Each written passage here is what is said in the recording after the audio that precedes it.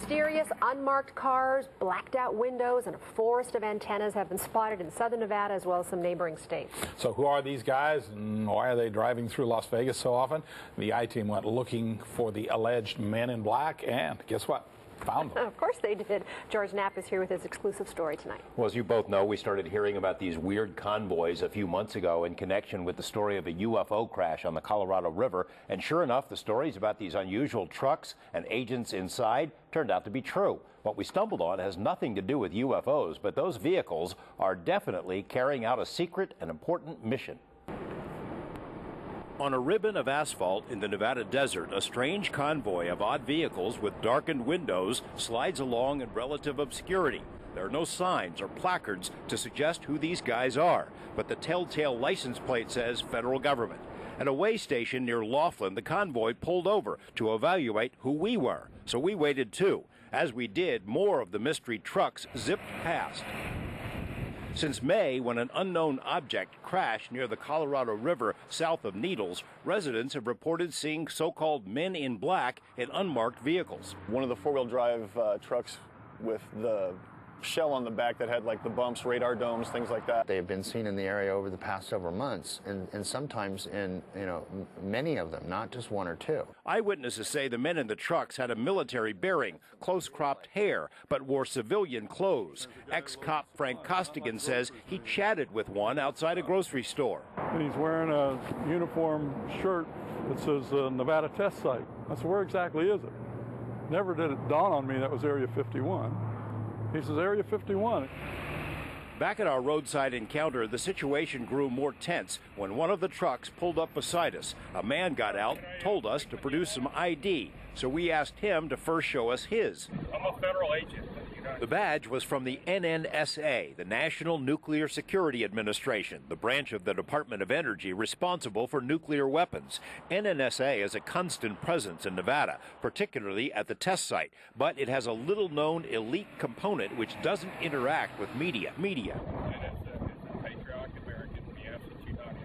What we stumbled upon was OST, Office of Secure Transportation, the special unit created to transport nuclear weapons and weapons-grade material. Since its creation in 1975, its convoys have logged more than 110 million miles without any serious incidents, carrying the world's deadliest cargo right through cities like Las Vegas, and only a handful of people are in the know. We're not trying to hide anything for anyone, but we're not also trying to,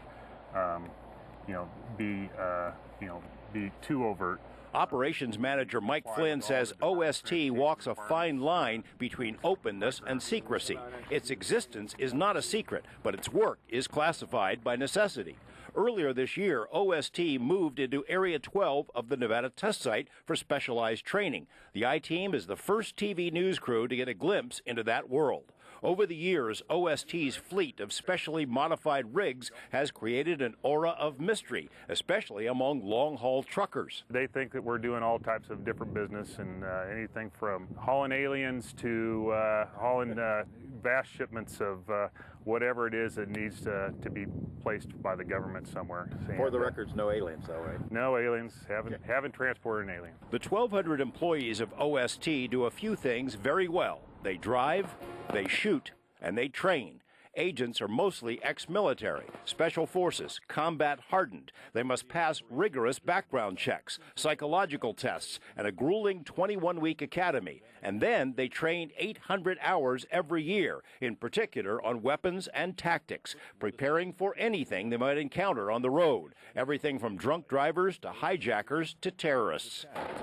They're well capable, and there's significant numbers of them on each shipment. We train to that level so that we could use deadly force as necessary to protect those weapons. OST won't say what kind of firepower each convoy carries, but it is considerable. There are high-tech surprises inside the vehicles as well, and the best communication systems in the world. The head of this low-key agency hopes the bad guys get one message. Our best security posture is providing a target that potential adversary is going to look at and go, that's too hard. These guys and gals are too good, and it's not worth our effort. And do you train for crazy media guys with cameras? We hope that doesn't happen again. Count on it.